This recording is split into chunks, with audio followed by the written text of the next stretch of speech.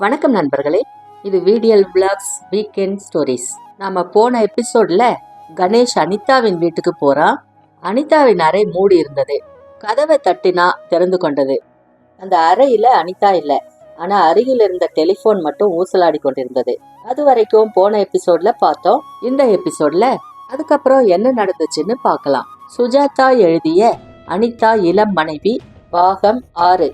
காலியாயிருந்த வசந்த் விஹார் வீட்டின் நடுவில் நின்று சற்று நிதானமாக யோசித்தான் கணேஷ். முதலில் ஷர்மா, அப்புறம் பாஸ்கர், அப்புறம் அனிதாவா? இல்ல, அனிதா இருக்கிறாள், நிச்சயம் இருக்கிறாள். எங்கே இருக்கிறாள்? அந்த ஊசலாடும் டெலிபோன் என்ன சொல்கிறது? எங்கே தேடுவது அவளை? அவள் என்னிடம் ஏதோ சொல்ல வேண்டும் என்றாலே. என்ன சொல்ல நினைத்தாள்? கணேஷ் நடந்தான். கார் கதவு சாத்தப்படும் சப்தம் கேட்டது. அவன் இதய துடிப்பு அதிகமாயிற்று. வாசலை நோக்கி நடந்தான். I should have known better with a girl like you என்ற மெட்டு உள்ளே வந்தது. உடன் மோனிகா கையில் கார் சாவியை உயர பிடித்து கொண்டு வந்தாள். அவர்கள் மோதிக்கொள்ளவில்லை. கணேஷ் என்றால் சந்தோஷம் கலந்த ஆச்சரியத்துடன். நான் உன்னை தேடிட்டு அங்க போனேன், கணேஷ் சொன்னான். மோனிகா, பாஸ்கர் இறந்துட்டான். வாட் என்றால் மிக உன்னதமான அச்சம் கலந்த வாட். கொலை செய்யப்பட்டு இறந்திருக்கிறான். அனிதாவை காணல. இரு மெல்ல சொல் கணேஷ், என்ன நடந்தது? கணேஷ் நடந்தது சொன்னான். பாஸ்கர் என்று சந்தேகப்பட்டு கொண்டிருந்தேன். பாஸ்கர் நீக்கப்பட்டுட்டான். அனிதா உடனே வரும்படி போன் செஞ்சா. சற்று தாமதமாயிருச்சு. வந்து பார்க்கறேன், காணல. மோனிகா எதிரில் போய் உட்கார்ந்தாள். அவள் கண்களில் பயம் தெரிந்தது. நகத்தை கடிக்க ஆரம்பித்தாள். வீடு திறந்திருந்ததா என்று கேட்டாள். ஆம். இரு மீனாட்சி என்று கூப்பிட்டாள். இருவரும் உள்நோக்கி காத்திருந்தார்கள். கடியாரம் இனிமையாக மணி அடித்தது. 9. பதில் கிடைக்கவில்லை. மீனாட்சி அவுட் ஹவுஸ்ல தான் இருப்பா, இரு பார்த்துட்டு வர என்று கிளம்பினாள். கிளம்பி அவள் பாதையில் நின்று விட்டாள். நீயும் கூடவா? எனக்கு பயமா இருக்கு. I am not in a mood to see any more bodies. Ganesh, அனிதாவுக்கு ஏதாவது ஆயிருக்கும் அப்படின்னு நினைக்கிறியா? எனக்கு ஒண்ணுமே சொல்ல தெரியல மோனிகா. அப்படி கத்தாத என்றாள். கணேஷ், இந்த நிமிஷத்திலிருந்து நான் உன் கூட வந்துடுறேன். இந்த வீட்டுல நான் இருக்க மாட்டேன். சாப்பாட்டுக்கு 2 ஸ்லைஸ் பிரெட் கொடு, தூங்க ஒரு பெட்ஷீட் கொடு, போதும். நான் உன் கூட வந்துடுறேன். அதை பத்தி அப்புறம் யோசிக்கலாம். இப்போ அனிதாவை கண்டுபிடிக்கணும். இந்த இரவிலா? திடீரென ஒரு அலறல் கேட்டது. மோனிகா கணேஷின் அருகில் வந்து நின்று கொண்டாள். கணேஷ், என்னை விட்டுறாத. மீனாட்சி தன் முகத்தை புடவை தலைப்பில் துடைத்து கொண்டு வந்தாள். அவர்களை அருகருகே பார்த்ததும் தயங்கினாள். மீனாட்சி, அனிதா எங்க என்று இருவரும் கேட்டார்கள். மாடியில் இருக்காங்க என்றாள். மாடியில இல்ல, வெளியில எங்காவது போயிருப்பாங்க. இது என்ன பதில் மீனாட்சி? நீ அவ போறத பாத்தியா? நான் பார்க்கல மிஸ்ஸி. நேத்து அல்லது இன்னைக்கு காலையில வெளியில போறப்ப பாத்தியா? நேத்து பார்த்தேன். தனியா போனாங்களா? இல்ல, பாஸ்கர் ஐயா கூட தான் போனாங்க. இப்ப கூட பாஸ்கர் கூட தான் போயிருப்பாங்க. அவர்கள் ஒருவரை ஒருவர் பார்த்து கொண்டார்கள். மோனிகா ஆங்கிலத்தில், கணேஷ், நான் அனிதாவை வெறுத்தேன், ஆனா அவள் இறக்கணும் அப்படின்னு நினைக்கல என்றாள். அவ இறக்கல என்றான் கணேஷ் அழுத்தமாக. கொஞ்சம் யோசித்து இதுவரை என்று சேர்த்து கொண்டான். மீனாட்சி, நீ வாசல்ல இரு. ராம் எங்க? ராம் டீ சாப்பிட போயிருப்பான். நீ வெளியில இரு. ஏதாவது தப்பா நடந்துச்சா கணேஷ் பாபு? அப்புறம் சொல்றேன். மோனிகா, உன் அப்பாவோட ரூமையும் அனிதாவோட ரூமையும் மறுபடியும் பார்க்கணும். உன் அப்பாவோட அந்தரங்க வாழ்க்கையில இருக்குது சூட்சுமா. அனிதாவை எப்படி கண்டுபிடிக்கிறது? எனக்கு தலை கால் புரியல. கணேஷ், பாஸ்கர் இறந்துட்டானா? சத்தியமா? எப்படி? சொல்றேன். முதல்ல உன் அப்பாவோட ரூமை திறக்கிறியா? வரியா? வர என்று அவனுடன் ஒட்டி கொண்டாள். கணேஷ் அவள் இதய துடிப்பை தன் முதுகில் உணர்ந்தான். இருவரும் மாடிப்படி ஏறி சென்றார்கள். ஷர்மாவினரை போன தடவை பார்த்த நிலையிலேதான் இருந்தது. அதே மேஜை, அதே காகிதங்கள், அதே புகைப்படங்கள், செய்தித்தாள்கள், தூசி. கணேஷ் அந்த காகிதங்களை ஒவ்வொன்றாக பார்த்தான். குப்பை கூடைக்குள் கசங்கி இருந்த காகிதங்களை எல்லாம் சிரத்தையாக பிரித்து பார்த்தான். ஆக்ஷன் சீட் சுண்டிஸ் டெபாசிட்ஸ் அண்ட் சேவிங் ஸ்கீம் என்று ஒரு காகிதம் சொன்னது. Commissioner of income tax. Subject, income tax return for the financial year 69 to 70. Dear sir, Ravi, paper boards avenue road, Bangalore என்கிற கம்பெனியின் கடிதம். தொடர்பில்லாத காகித துண்டுகள். கணேஷ் மேஜையின் இழுப்பறைகளை நோண்டினான். அலாரம் கடிகாரத்தை குலுக்கி பார்த்தான். கார்பெட்டை தூக்கி பார்த்தான். நாற்காலிகளை நகர்த்தி பார்த்தான். சுவரில் படங்களை சாய்த்து பார்த்தான். நடுவில் வந்து நின்று கொண்டு வெற்று பார்வை பார்த்தான். என்ன தேடுற? எனக்கே தெரியல. அந்த இன்கம் டேக்ஸ் கடிதத்தை பார்த்து கொண்டே, உன் அப்பா எப்படி அத்தனை பணம் சேர்த்தார் மோனிகா என்றான். சம்பாதித்தார் என்றாள். பிரகாசமான பதில். எப்படி சம்பாதித்தார்? Business. Export, import, textiles, raw material, letter head கூட இருக்குமே. கான்டினென்டல் கார்பரேஷன் என்று பெயர். கனாட் பிளேஸில் ஆஃபீஸ் இருக்கு. கள்ளக்கடத்தல் ஏதாவது செஞ்சாரா? கிடையாது, எனக்கு தெரிஞ்சவரை. ஏன் விரோதத்துக்கு சாக்கு தேடுறேன். அகப்படலை. கணேஷ் சுவாரஸ்யம் இல்லாமல் மேஜை மேலிருந்த செய்தித்தாள்களை உதறி பார்த்தான். அவைகளை தள்ளிக்கொண்டே வந்தான். சட்டென்று நின்றான். ஒரு செய்தித்தாள் அவனை கவர்ந்தது. அதன் முதல் பக்கத்தில் ஒரு சிறிய நீண்ட சதுர அளவுக்கு ஒரு துண்டு வெட்டி எடுக்கப்பட்டு ஓட்டையாக இருந்தது. முதற் பக்கத்தில் வியட்நாம் போர் பற்றி செய்தி ஒன்று பாதியில் வெட்டப்பட்டு இருந்தது. அந்த செய்தித்தாளை தேதி பார்த்து மடக்கி பைக்குள் போட்டுக்கொண்டான். பக்கத்து வீட்டில் டைம்ஸ் ஆஃப் இந்தியா வாங்குறாங்களா? பக்கத்து வீடு அரை பர்லாங்கில் இருக்கு. சரி, நான் வீட்டுக்கு போறேன் என்றான் கணேஷ். நீயும் வரியா? என்னால் இங்கே தனியாலாம் தங்க முடியாது. நான் தரையில் படுத்துக்கிறேன். உன் கூட வந்துடுறேன். நான் தான் தரையில் படுத்துக்க வேண்டியதாக இருக்கும். வீட்டை இப்படியே விட்டுட்டு போயிடுறதா? மீனாட்சி இருக்கிறா, ராம் இருக்கிறான். மேலும் இந்த வீடு எக்கேடும் கெட்டு போகட்டும். எனக்கு என்ன, இதில் சாவி நிழல் இருக்கு. நான் தங்க மாட்டேன்ப்பா. கணேஷ், அடுத்தது நானா? புரியல. அப்பா, பாஸ்கர், அனிதா, அப்புறம் நானா? பயப்படாதே, வா. தன் வீட்டுக்கு வந்ததும் மாடிக்கு சென்று கதவை தட்டினான் கணேஷ். மாடியில் வசிக்கிறவர் ராஜகோபால் என்பவர். நல்ல பட்சி. அவர் உண்டு, சுப்பிரபாதம் உண்டு, 60 மீட்டரில் மெட்ராஸ் வானொலி உண்டு என்று இருப்பவர். ராஜகோபால் திறந்தார். பனியன், தோளில் துண்டு. பின்னால் ரேடியோவில் MT ராமநாதன் அதல பாதாளத்தில் பாடிக்கொண்டிருந்தார். கணேஷா, என்ன இந்த அர்த்தராத்திரியில? யாரு குட்டி? என் கிளையண்ட் சார். சரி சார், நீங்க டைம்ஸ் தானே வாங்குறீங்க? ஆமா. 5ஆம் தேதி பேப்பர் வேணும். நேற்று ராத்திரி உங்க ரூம்ல அடித்தடியாமே என்றார் மோனிகாவை பார்த்து கொண்டு. அவருக்கு மோனிகாவை பிடிக்கவில்லை. அர்த்த ராத்திரியில இப்படி ஒரு பெண் ஆண் பிள்ளை போல் சொற்காய் போட்டுக்கொண்டு கட்சிக்காரன் பணம் கொடுக்க மாட்டேன் அப்படின்றான் சார். அதான் தகராறு. அதுக்காக தான் இந்த சோலோ வேலை வேணாம் அப்படின்னு பாக்குறேன். ஒரு கம்பெனிக்கு லீகல் அட்வைசர் கேட்டிருக்காங்க. அதுக்கான விளம்பரம் 5ஆம் தேதி பேப்பர்ல வந்திருந்ததான். போட்டு பார்க்கலாம் அப்படின்னு. 5ஆம் தேதி பேப்பர் இருக்கா? இந்துஸ்தான் டைம்ஸ். நான் பேட்ரியட் வாங்குறேன். தர சொல்றேன். விஜய் தன் அறைக்கு வந்ததும் மேஜையில் அந்த பேப்பரை வைத்தான். அவன் தோல் அருகே மோனிகா எட்டி பார்த்து கொண்டிருக்க, ஷர்மாவின் அறையிலிருந்து தான் கொண்டு வந்த பக்கத்தின் வெட்டுப்பட்ட பகுதியில் என்ன அச்சாகி இருந்தது என்று பார்த்தான். வரி விளம்பரம் அது. ரியல் எஸ்டேட் என்கிற தலைப்பின் கீழ் நவீன 3 பெட்ரூம் பங்களா, ஷாத்ரா. பிளிந்த் பரப்பு 2400 சதுர அடி, வெளிப்பரப்பு 4200. சமீப கட்டடம், உடனே தயார், விலைக்கு. Contact Sundar agencies 440816. கணேஷ் டெலிஃபோனை எடுத்து 440816ஐ கூப்பிட்டான். வெகு நேரம் அடித்து கொண்டிருந்தது. விரக்தியுடன் வைத்தான். மோனிகா அவனையே பார்த்து கொண்டிருந்தாள். என்ன விளம்பரம் அது? வீட்டு விளம்பரம். ஷாத்ராவில் இருக்கிற வீடு. நான் அப்பாவுக்கு ஷாத்ராவில் ஏதாவது வீடு இருந்ததா? கிடையாதே. கணேஷ் சற்று யோசித்தான். உடனே அனிதாவின் வீட்டுக்கு ஃபோன் செய்தான். எங்கேஜ் தொனி கேட்டது. டெலிஃபோன் கீழே ஊசலாடி கொண்டிருக்க, அதை அப்படியே திருப்பி வைக்காமல் வந்து விட்டேனே என்று தன்னை சபித்து கொண்டான். வீட்டில் ஒருத்தரும் இல்லையே என்றான் சந்தர்ப்பமாக. கணேஷ், அனிதாவுக்காக நீ ரொம்பவே கவலைப்படுற என்றாள் மோனிகா. ஆமா, அவளுக்கு என்ன ஆச்சோ? ஏன் நீ கவலைப்படலையா? என்னதான் அவளை நீ வெறுத்தாலும் அடிப்படையில் அவள் நல்லவ. நான் உனக்காக கவலைப்படுறேன். கணேஷ் மௌனமாக இருந்தான். மேலே என்ன செய்யலாம்? அந்த வரி விளம்பரத்துக்கு என்ன அர்த்தம்? சர்மாவின் அறையில இருந்த செய்தித்தாளில் வெட்டி எடுக்கப்பட்ட விளம்பரம். வீடு விற்கும் விளம்பரம். விசாரிக்க வேண்டும். நாளை காலையில தான் தெரியும். அந்த ஏஜென்சி திறக்க வேண்டும். அதுவரை வி வெயிட் என்றான் கணேஷ். எனக்கு தூக்கம் வருது கணேஷ். உடை மாற்றிக்கொள்ள வேணாமா? சாப்பிட்டையா? இப்படியே படுத்துக்கிறேன். ஒரு தலையணை கூட இல்லை, கனமான புக்கு ஏதாவது இருந்தா கூட போதும். எல்லாம் சௌகரியமா தரேன், கவலைப்படாத. கணேஷ், நீ ஒரு ஆதர்ச இளைஞன். இந்த சந்தர்ப்பத்துல ஒரு இளம் பெண், ஒரு ஆண் தனியா இருந்தா நிச்சயம் ஆண் சபலப்படுவான். ஏதாவது அசட்டுத்தனமா முயல்வான்.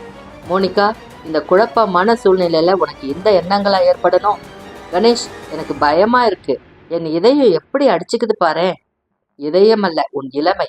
கணேஷ் என்று மிக அருகில் வந்தாள் மோனிகா.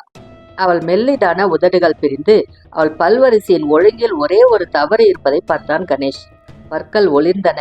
அவள் மூச்சில் பெப்பர்மின்ட் வாசனை கலந்திருந்தது. கணேஷ், என்னை காப்பாத்து கணேஷ். எப்படி என்றான். அவன் கையை பற்றினாள். டெலிபோன் மணி அடித்தது. மோனிகா சபித்து கொண்டு எழுந்தாள். ஹலோ என்றாள். கணேஷ், எனக்கு கணேஷ் வேணும் என்றது குரல். உனக்கு என்று அவனிடம் கொடுத்தாள். தெளிவாக வார்த்தைகள் வந்தன. கணேஷ், முட்டாளே, கவனி. பாஸ்கருக்கு என்னாச்சு தெரியுமா? அது உனக்கும் ஆக போகுது. குரங்கு வேலையெல்லாம் நிறுத்திட்டு மறுபடி மெட்ராஸ்கே போயிடு. Hello hello. டெலிபோனை தட்டினான். வச்சிட்டாங்க என்றான். யார் அது என்றாள். யார் என்று திருப்பி கேட்டான். யூ மீன் சம்படி என்னை மெட்ராஸ்க்கு போக சொல்றாங்க. எதுக்கு? சாகாம இருக்கிறதுக்கு. பயமுறுத்தலா? ஆமா, இந்த கேஸ்ல பயமுறுத்தல்கள் கொஞ்சம் அதிகமா தான் இருக்கு. கணேஷ், நான் முதல்ல எடுத்தேன் இல்லையா, அந்த குரல் நான் எங்கேயோ கேட்ட குரல் மாதிரி இருக்கு. எங்க எங்க ஞாபகப்படுத்திப்பார். உன்கிட்ட அவன் என்ன கேட்டான்? கணேஷ், எனக்கு கணேஷ் வேணும் அப்படின்னா. யார் குரல் போல இருந்தது? இரு யோசிக்கிறேன். கணேஷ் காத்திருந்தான். அவளையே பார்த்து கொண்டிருக்க அவள் பிரயத்தனத்துடன் யோசிக்க, கோவிந்த் என்று கேட்டு பார்த்தான். எனக்கு சொல்ல முடியலையே கணேஷ், இரு.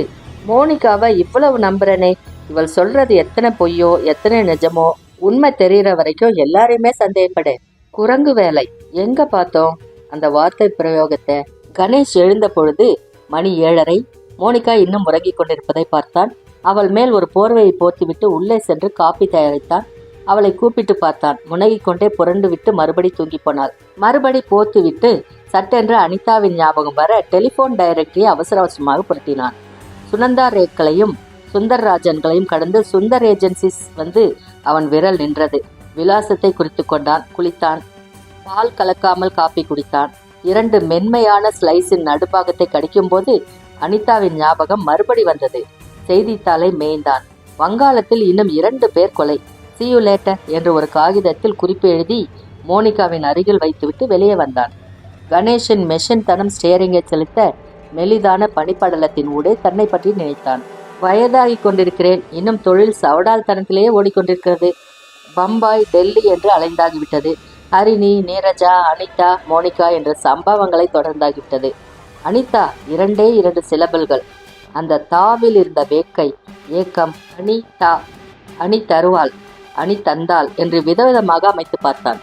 அனிதாவுக்கு ஷர்மாவின் மேல் வெறுப்பு இருந்திருக்கிறது. அந்த வெறுப்பு தன் அபரிமிதமான செல்வத்தினால் அவளை வாங்கி கூட்டில் அடைத்ததற்கு, அவளை வெளியே விடாமல் ஒரு இன்ப சாதனமாக பிரயோகித்ததற்கு.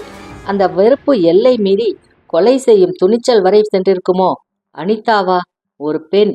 உமர்கயாம் படிக்கும் கவிதை வரிகளை அறையில் ஆணி அடித்து மாட்டியிருக்கும் ஒரு பெண் அப்படி செய்வாளா? பயப்படுகிறாள். சொத்து வேண்டாம் என்கிறாள். அனிதா எங்கே? தரியா கஞ்சில் கோல்சா தியேட்டர் அருகே இருந்த சந்தில் இருந்தது அந்த ஏஜென்சி. அப்பொழுதுதான் திறந்து ஒரு ஆள் தூசி தட்டி கொண்டிருந்தான். சில ஸ்டீல் நாற்காலிகள், ஸ்டீல் அலமாரி, ஒரு அனுமார் படம் தன் மார்பை கிழித்து ராமரை காட்டிக் கொண்டிருந்தது. டெலிபோன். நான் தான் சுந்தர் என்றவருக்கு வழுக்கை ஏற்பட ஆரம்பித்திருந்தது. மீசையில் ஒரே ஒரு நரை மயிர் தென்பட்டது. காதில் மயிர், கண்களில் சந்தேகம். நமஸ்தே, என் பெயர் கணேஷ். நான் உங்க விளம்பரத்தை பார்த்தேன். ஷாத்ராவில் இருக்கிற அந்த வீட்டை பார்க்க விரும்புறேன் என்றான் கணேஷ். சுந்தர் கணேஷை பார்த்த பார்வையில், உன் மூஞ்சியை பார்த்தா வீடு வாங்குறவனை போல தெரியலையே என்ற செய்தி தெரிந்தது. ஷாத்ரா வீட்டை வித்தாயிருச்சே என்றான். அப்படியா? எவ்வளவு போச்சு? அதை நான் சொல்ல வேண்டியதில்லை. கணேஷ் சுற்றுமுற்றும் பார்த்தான். மிஸ்டர் சுந்தர், நாம் தனியா பேசலாமா? சுந்தரின் கண்களில் மேலும் சந்தேகமும் ஜாக்கிரதையும் தென்பட்டன. என்ன பேசணும்? விஷயம் இதுதான். எனக்கு என்றால் என் கிளையண்ட்டுக்கு. நான் ஒரு லாயர். ஷாத்ராவில் இண்டஸ்ட்ரியல் ஏரியாவில் ஒரு பிவிசி ஃபேக்ட்ரி இருக்கு. அவருக்கு ஷாத்ராவில் ஒரு வீடு மிக அவசியமாக தேவையா இருக்கு. நீங்கள் விளம்பரம் கொடுத்த வீடு இன்னும் விலை போகலை அப்படின்னா 75-100 வரைக்கும் போவார். உங்களுக்கும் கமிஷன் தரேன். கமிஷன் என்ற வார்த்தையில் சுந்தரின் முகம் மலர்ந்தது. உட்காருங்க, டீ சாப்பிட்றீங்களா? வேணாம். அந்த வீடு என்னாச்சு? பார்ட்டி யாரு என்றான் சுந்தர். ஷா, குஜராத்தி. அந்த வீடு விட்டு போயிருச்சே. பார்ட்டி யாரு என்றான் கணேஷ். ஷர்மான்னு ஒருத்தர் அதை வாங்கினாரு. ஆர்கே ஷர்மா? ஆமாம். அவரை எனக்கு தெரியும். அவரே வந்திருந்தாரோ? இல்லை, அவர் செக்ரட்டரி தான் எல்லாத்தையும் பேசி முடிச்சாரு. பாஸ்கர்னு அவரோட பேரு. சேல் டீடெல்லாம் கையெழுத்தாயிருச்சு. அட்வான்ஸ் எல்லாம் வாங்கியாச்சு. வெரிஃபிகேஷனுக்கு பிறகு இன்னும் சில காகிதங்க பாக்கி இருக்கு. 90% பேமெண்ட் ஆயிடுச்சு. பாஸ்கர் இன்னைக்கு வந்தாலும் வருவாரு. அவரை நீங்க சந்திக்கலாம். பாஸ்கர் வரக்கூடிய நிலையில இல்லை என்றான் கணேஷ். பாஸ்கரையும் தெரியுமா உங்களுக்கு? சுமாரா தெரியும். நான் அவங்களோட பேசிக்கிறேன். வீட்டை எப்போ வாங்கினாங்க? விளம்பரம் வந்த மறுநாளே வந்து பேசி முடிச்சிட்டாங்க. அவசரமா கேட்ட விலைக்கு முடிச்சிட்டாங்க. வீடு எங்க இருக்கு? ஷாத்ராவில். ஷாத்ராவில் தான் இருக்கும். இன்னும் நகர்ந்து போகல. ஷாத்ராவில் எந்த இடத்துல? இண்டஸ்ட்ரியல் ஏரியா இருக்குது இல்லையா, அதை தாண்டி மெயின் ரோட்ல வடக்கா ஒரு பர்லாங் போனா தியேட்டர் ஒன்று வரும். அப்சராவோ என்னவோ பேரு. அதை கடந்ததும் இடதுபுறம் திரும்பி 1 மைல் உள்ள போனா தனியா ஒரு வீடு இருக்கு. யமுனா அதோட பேரு. பக்கத்துல எல்லாம் பொட்டல். அந்த ஏரியாவிலே 2-3 தான் வீடு வந்திருக்கு. டெவலப் ஆகலை இன்னும். Thank you mister Sundar. நான் அவங்கள போய் பார்க்குறேன். கணேஷ் அங்கிருந்தே சாத்ராவுக்கு போக நினைச்சான். செங்கோட்டையை தாண்டியதும் மனம் மாறி திரும்புறான். இன்ஸ்பெக்டர் ராஜேஷை சந்திக்க போறான். அவர் கிடைக்கல. அவர் சந்திக்க சொன்ன மற்றொரு போலீஸ் ஆபீசரை போய் பார்க்கறான். அவர் இருந்தாரு. காலஞ்சென்ற ஆர்.கே. சர்மாவோட போஸ்ட்மார்டம் ரிப்போர்ட் வேணுமே. நீங்க லாயர்? ஆமா, அவர் எஸ்டேட் விவரங்களை கவனிக்கிறேன். அந்த ரிப்போர்ட்டை நான் பார்க்கணும். அதை நான் உங்களுக்கெல்லாம் கொடுக்க முடியாது. ஏன், என்ன விளையாடுறீங்களா? போலீஸ் ரெக்கார்டுகள் அவ்வளவு சுலபத்துல கிடைச்சிருமா? நான் பார்க்கணும், அவ்வளவுதான். நீங்க எதுக்கும் எங்க எஸ்பி கிட்ட இருந்து ஒரு லெட்டர் வாங்கிட்டு வந்துருங்களேன். எஸ்பியோட ரூம் எங்க இருக்கு? திலக்மார் போகணும். அவர் ஆபீஸ் இங்க இல்ல. போச்சுடா. சாரி, என்னால ஒன்னும் செய்ய முடியாது. இன்ஸ்பெக்டர் ராஜேஷ் தான் சொன்னாரு. ராஜேஷுக்கு ரூல்ஸ் எல்லாம் தெரியாது. ஏமாற்றத்தோட போலீஸ் நிலையத்தை விட்டு வெளியில் வந்த போது ஒரு ஆசாமி அவன் அருகில் வந்தான். உங்களுக்கு என்ன வேணும்? ஒரு போஸ்ட்மார்ட்டம் ரிப்போர்ட்டை பார்க்கணும், அவ்வளவுதான். நீங்க யாரு? கேஸ் என்ன? சர்மா, ஆர்.கே. சர்மா அப்படின்னு ஒருத்தர். போன 14ஆம் தேதி போஸ்ட்மார்ட்டம் நடந்திருக்கு. தனியா வாங்க இப்படி. இதுக்கெல்லாம் இன்ஸ்பெக்டரை போய் கேட்கலாமா? எவ்வளவு கிளார்க் இருக்கிறாங்க. லஞ்சம் வாழ்க என்று கணேஷ் நினைத்து கொண்டான். அந்த ரிப்போர்ட் முதலில் அவனுக்கு ஏமாற்றத்தை தந்தது. அவன் விரும்பிய விஷயங்கள் எதுவும் இல்லை. சர்மாவின் உடல் அடையாளங்கள், அவர் இறந்ததற்கு காரணம், இவைகள் போன்ற விஷயங்கள் லத்தீன் கலந்த வாக்கியங்களில் இருந்தன. மெதுவாக அந்த ஃபைலை புரட்டினான். ரிப்போர்ட்டின் முன் எவ்வளவோ சர்க்கார் காகிதங்கள், கைப்பட எழுதின வாக்குமூலங்கள், கையெழுத்துக்கள், சாட்சியங்கள். கணேஷ் சற்று நேரம் அதையே பார்த்து கொண்டிருந்தான். நெற்றியை சுருக்கி கொண்டான். பெருமூச்சு விட்டான். புறப்பட்டான். ஒரு பப்ளிக் கால் ஆபீஸிற்கு சென்று மறுபடி இன்ஸ்பெக்டர் ராஜேஷை கூப்பிட்டான். இப்பொழுது அகப்பட்டார். கணேஷியர், நான் டெல்லியை விட்டு ஷாத்ரா வரைக்கும் போகணும். இன்னைக்கு மாலையே திரும்பிடுவேன். உங்ககிட்ட சொல்லிட்டு போலான்னு. ஷாத்ராவில் என்ன? ஒரு ஹன்ஷன் பேர்ல போறேன். சர்மாவின் கேஸ் தான். ஏதாவது உங்களுக்கு தெரிஞ்சதா? இன்னும் குழப்பம்தான். குழப்பம் அதிகமாயிட்டே போகுது. ஆனா இன்னைக்கு மாலைக்குள்ள ஒண்ணு தெரிஞ்சிடும். அவ்வளவு நிச்சயமா நீங்க சொல்றத பார்த்தா? அப்படி இல்லை, வச்சு சொல்லுது இன்னைக்கு தீர்ந்துடும் அப்படின்னு. நான் அங்க போக அனுமதி வேணும். பாஸ்கர் கொலை செய்யப்பட்ட இந்த நேரத்துல நான் எங்கேயாவது ஓடி போயிட்டேன் அப்படின்னு நினைச்சுக்காதீங்க. சரி, போய் சீக்கிரம் வந்துருங்க. பாஸ்கரோட உடல் அட்டாப்சிக்கு போயிருக்கு. யமுனை நதியை கடந்து தார் சாலையில் பறந்தான் கணேஷ். உத்தரப்பிரதேச சர்க்காரின் பஸ்கள் நீல நிற அசுரர்களாக விரைந்து கொண்டிருந்தன. இந்திரா மரத்துக்கு மரம் புன்னகைத்து கொண்டிருந்தார். ஜீப்களில் ஜனசங்கத்து மஞ்சள் கொடிகள் ஓட்டு தாகத்தில் துடித்துக் கொண்டிருந்தன. ஷாத்ரா டவுனுக்குள் நுழைந்ததும் மஞ்சள் அடித்த சுவர்களில் முக்கோணங்கள், அருகில் பொம்மை தலைகள் சிரித்தன. தலைப்பாகை அணிந்த விவசாயிகள் குறுக்கே கடந்தார்கள். முதன் மந்திரி போல் ஒரு மாடு தன் இடத்தை விட்டு நகர மறுத்தது. புழுதி படலங்களின் ஊடே எண்ணற்ற சிறுவர்கள் தேர்தல் நோட்டீஸுக்காக அம்பாஸ்டரை துரத்தினார்கள். கணேஷ் ஒரு எஸ்ஓ பெட்ரோல் நிலையத்தில் தன் காரை நிறுத்தினான். சற்று நேரம் கழித்து காரை எடுத்துச் செல்வதாக சொல்லிவிட்டு நடக்க ஆரம்பித்தான். அப்சரா தியேட்டர் தெரிந்தது. அதை கடந்து இடது பக்கம் திரும்பினான்.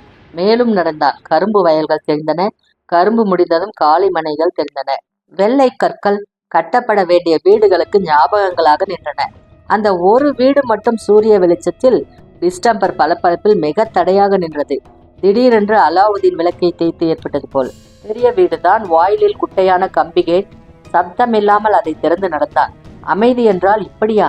மரம் இல்லாத, பட்சிகளின் குரல் இல்லாத, நிழல் இல்லாத பாலைவன அமைதி. மெதுவாக வாயிற்கதவின் முன்னிருந்த கான்கிரீட் நிழலை நோக்கி நடந்த கணேஷுக்கு தன் காலனியின் ஒளி கூட ஒட்டியது. எவ்வளவு நடை! அந்த நிழலுக்கு வந்தான். வீட்டு வாயிற்கதவு மூடியிருந்தது. பூட்டப்பட்டிருக்கவில்லை. சுவரில் வெண்ணிறத்தில் ஒரு சுவிட்ச் இருந்தது. அந்த சுவிட்சின் மேல் சிவப்பில் ஒரு சிறிய மணியின் படம் செதுக்கியிருந்தது.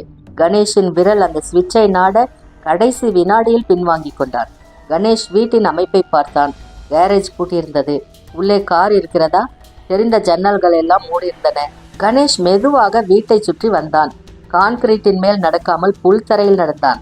அவன் விவேகம் அவன் செய்வது தப்பு என்று தெரிவித்தது. அவன் ஆர்வம் அவனை செலுத்தியது. வீட்டின் மூளையை திரும்பும் போது தயங்கினான். எட்டி பார்த்தான். காம்பவுண்ட் சுவர் ஓரமாக பூத்தொட்டிகள் இருந்தன. செடிகள் கருகி இருந்தன. குட்டையான நிழல்கள். காற்று அசையவில்லை. கணேஷனில் அமானுஷ்யமான பயம் மெதுவாக புறப்பட்டது. எதையோ எதிர்பார்த்தான். எதை? வீட்டின் 3வது பக்கத்தில் ஒரு ஜன்னல் திறந்திருந்தது. கணேஷின் இதயம் ஒரு துடிப்பை விட்டு விட்டது. யாரோ இருக்கிறார்கள். மெதுவாக எட்டி பார்த்தான். மெதுவாக என்றால் அவ்வளவு மெதுவாக. உள்ளே ஒரு சமையலறை தெரிந்தது. ஒரு கேஸ் அடுப்பு தெரிந்தது. மிகச் சில பாத்திரங்கள் தெரிந்தன. அருகே ஒரு ரெஃப்ரிஜரேட்டர் தெரிந்தது. அது திறந்திருந்தது. அதன் உள்ளே அடுக்கியிருந்த கொக்கோ கோலா பாட்டில்களில் ஒன்றை அவள் எடுத்து கொண்டிருந்தாள். அது அனிதா தான். கணேஷ் சட்டென்று விலகி கொண்டான். திரும்பின அனிதா அவனை பார்த்திருக்க முடியாது.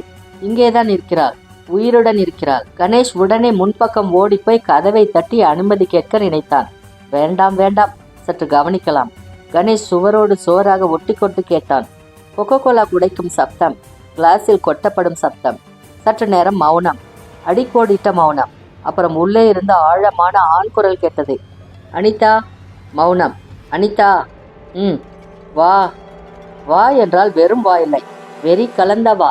மறுபடி மௌனம். அனிதா, நான் சொல்றது உனக்கு கேட்கல? எங்க கேட்டிருக்கிறேன் இந்த குரலை? எங்க எங்க? அனிதா. குரல் அருகில் ஒலித்தது. உள்ளே வந்திருக்க வேண்டும் அந்த குரல். ஆம், அதுதான் நேற்று டெலிபோனில் என்னை கூப்பிட்ட குரல். பாஸ்கருக்கு நிகழ்ந்தது எனக்கும் நிகழும் என்று எச்சரித்த குரல். அதே குரல். எட்டி பார்க்கலாமா? வேண்டாம். Leave me alone please please, தயவு செஞ்சு கெஞ்சி கேட்டுக்கிறேன், என்னை விட்டுருங்க. அனிதாவின் வளையல்கள் குலுங்கும் சப்தம் கேட்டது. கணேஷின் ரத்தம் கொதித்தது. யார் அவன்? ஒரு தடவை அனிதா, ஒரே ஒரு தடவை ப்ளீஸ் ப்ளீஸ். கண்ணாடி டம்ளர் விழுந்து நறுங்கும் சத்தம். குரல்கள் அறையை விட்டு வெளியே சென்ற சப்தம் கேட்டது. இனி தாமதிக்க கூடாது என்று தீர்மானித்தான் கணேஷ். உடனே வாயில் பக்கம் சென்று கதவை உடைத்து அவளை காப்பாற்ற வேண்டும் என்று கிளம்பியவன் ஜன்னலை கடக்கும் போது சற்று எட்டி பார்த்தான். சமையல் அறை காலியாகத்தான் இருந்தது. ஆனால் அறைக்கு வெளியே ஒரு வார்ட்ரோபில் ஒரு கண்ணாடி இருந்தது.